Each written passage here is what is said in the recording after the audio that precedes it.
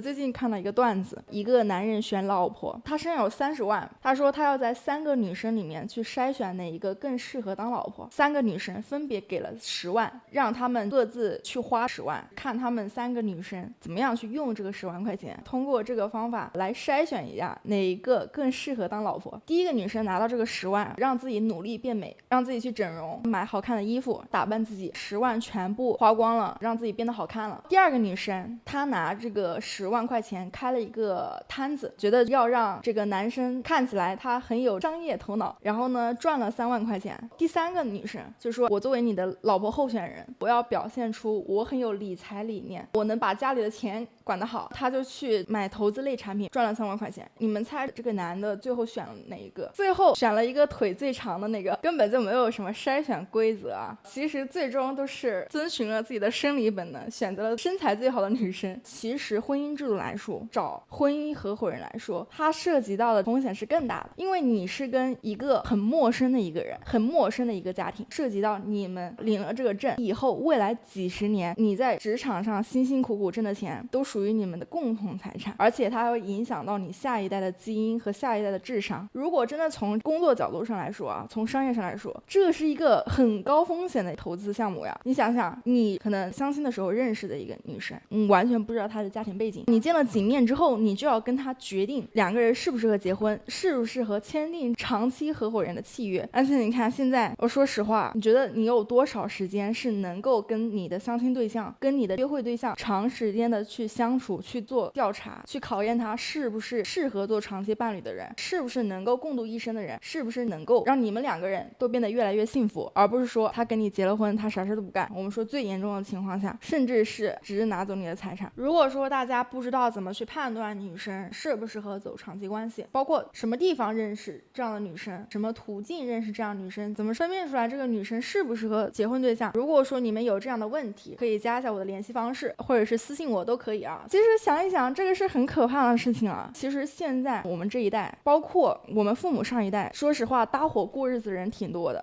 稀里糊涂结婚的人也很多，婚后扯皮的，婚后闹掰的也很多。很多时候大家其实没有想过婚姻这件事情，其实从法律层面上来说，财务制度上来说，到底他的事情有多重要。包括我们很多粉丝，他可能一直都努力的工作挣钱，其实忽略了感情结婚这个事情的重要性，觉得能找个老婆很好了，只是想到这个层面，然后觉得事业有成了，该找一个漂亮老婆了，这个时候开始去相亲，跟相亲对象可能认识个几个月半年，然后见父母推进关系，婚后发现各种各样扯皮的事情，是因为很多时候其实你一开始没有想过感情的事情应该要考量到合作，它其实是一个长期的合伙制度，很多人是没有意识到的，只是觉得我要找一个足够喜欢的很漂亮的女生共度一生，老婆孩子在炕头，属于一种对未来很天真很美好的想象。为啥现在离婚率这么高？其实很多人在婚后发现2个人并不适合结婚，对方呢也并不适合作为自己的婚姻合伙人，后来离婚的这种情况其实现在就发生越来越多。所以我们应该是在结婚之前，你要真的很认真的去考虑到进入到有法律规定下的婚姻制度的时候，你要考虑好这个人到底适不适合作为你的长期合伙人。因为你找女朋友是找女朋友的标准，但是找婚姻伴侣它是另外的标准。本身来说谈恋爱和结婚这就是2码事情，很多时候呢都是遵循了基因的本能，